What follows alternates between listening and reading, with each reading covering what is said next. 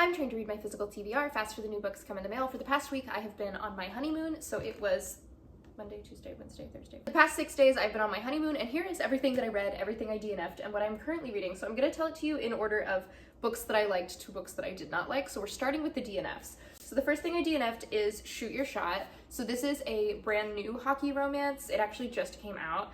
This one was just not for me. I didn't like being in the female lead's head. I just felt like she was very not like other girls, but like in a cringy way. And so I was just not enjoying it. It's not to say that it's not a good book, it's just to say that it wasn't for me. And so I did DNF that one. This one, You Between the Lines, so I really wanted to like this one, and I read it for a really long time. I got over halfway through this book. I got to page 160 and I just couldn't go anymore. It's supposed to be this like enemies to lovers, kind of Emily Henry-esque. They are both writers. He kind of critiqued her writing when they were young, and so then she didn't like him and they were enemies after that. I just felt like nothing was happening. It was taking too long for there to be any plot. Like they are having these cute little moments right now where they are like exchanging notes on each other's critiques, and I think that that's cute. But it did take 160 pages for it to get to that like kind of cute moment, so it's just not for me. Obsession Falls. I did finish this book. Should I have? No. It was going on for too long. I liked in the beginning, I liked the stalker situation, I liked the romantic thriller of it all. I like the couple. I think that they're really cute. I like her silly, goofy little dog. But I just was not enjoying it by the end. I was just pushing through because I'd already read so much. I would say that like probably the last third of the book only needed to be 2 chapters long, and it was not. But I did finish it. I would say it's like a solid 2.5, 3-star read. Like, it was fine. It went on too long, but it was on KU, and I do think that KU, you're paid per page, and so I guess that it makes sense for why it was like a little bit too long. Next one was Wild Eyes. I loved this book. I love Elsie Silver books so much. So this is a small town one where she is a singer, and she's like a country pop singer, and so like kind of Taylor Swifty, to be honest. She has been taken advantage of by her parents, who are also her managers, and by her agent, and she has kind of had this breakdown. She is now going to this small town to do a recording at the recording studio that we find out about in book 1 that they spend all of their time building. And so now this is book 2 about the brother of the female lead from book 1, and then also our Taylor Swift-esque girly Skylar Stone.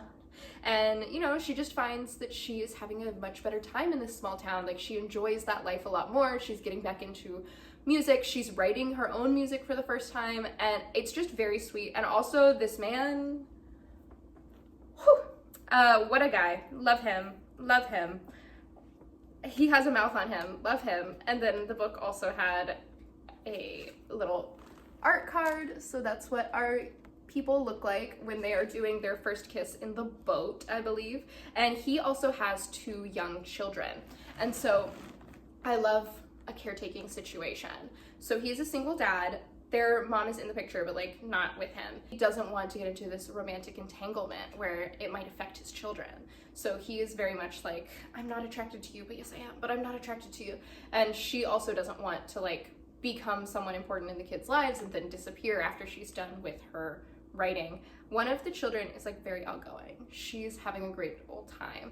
Another child is has selective mutism, and he really relates to Skylar because Skylar on national TV kind of had that breakdown, and she wasn't able to answer any questions about like what was going on in interviews, and interviews were always like, so why'd you do that? Like, what happened? What was going on? And she just like kind of freezes up, and the young child is feeling a lot of kinship with her because he also doesn't always know what to say, and he's like, I've never seen anyone else not be able to find words in the same way that I can't. And so they have this very sweet, very cute bond, and she loves the kids, and it's adorable. Love this book. Fantastic. By the way, the rest of these books are all 4 to 5 stars because I genuinely loved them. The only one that I would rate lower is the one that I should have DNF'd. So This next one is Give Me Butterflies. So this is the traditionally published version. It was originally on KU and now has been picked up by Avon.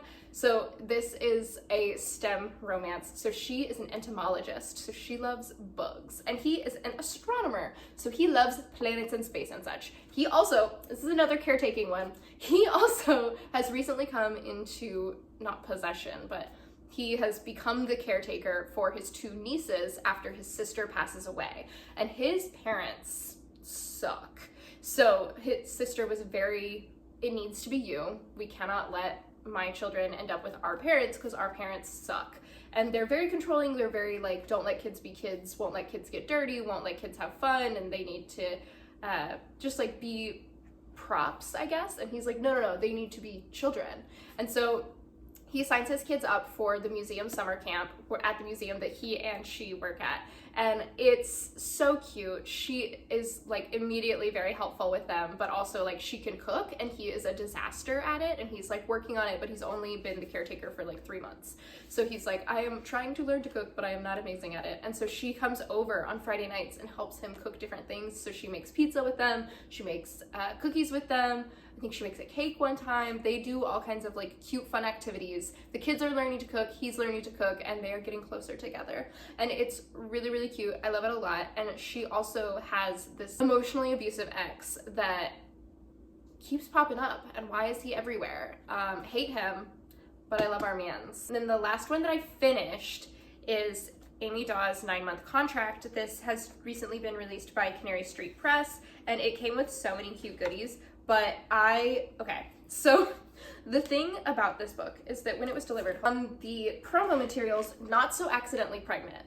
And what does that mean? I was so confused. So what it means is that he hires her as a surrogate. He goes to a surrogacy agency and they will not accept a single dad who has no intention of having a partner at any time. He like wants to be a single dad. He has watched his brother be a single father with his ex-wife and seen how hard it is to let his niece go and be with his mother and that side of the family. And he's like, I don't want to have to share my child. I want to be the sole caregiver. And so he goes to this surrogacy agency and he's just having trouble finding a match. And his niece, who is recently 18, has taken it upon herself to find the perfect surrogate for him, and also she's trying to matchmake. She finds Trista. Trista has been applying to be a surrogate, but they won't let her because she weighs too much and also has never given birth before, and those are like requirements at the surrogacy agencies that you have to be under a certain weight, I think under 200 pounds, which wild.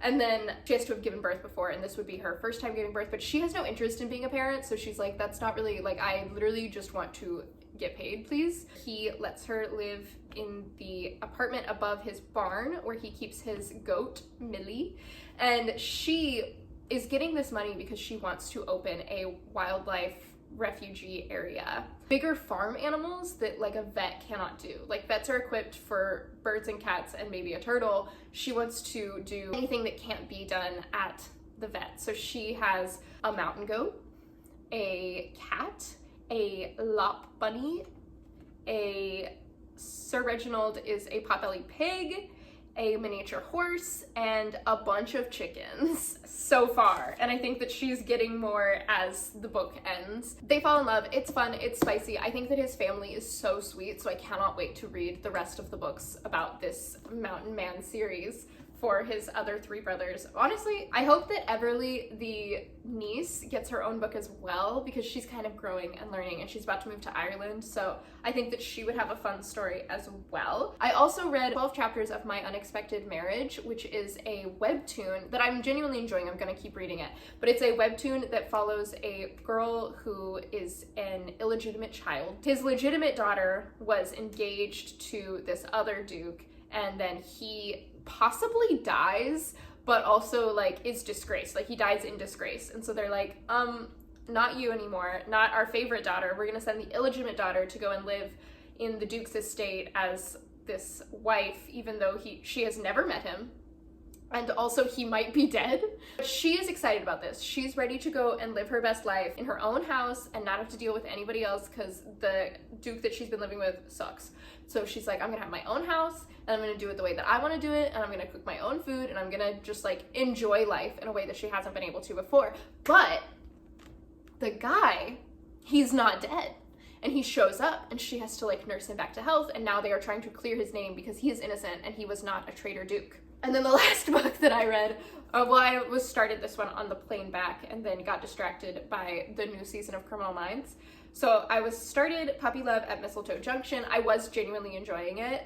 This is a contemporary holiday romance in which a young woman returns to her small hometown and ends up fostering a pregnant dog with, of all people, the man she used to love. And so the parts that I have read so far, it's like gonna be second chance. So they were dating in high school.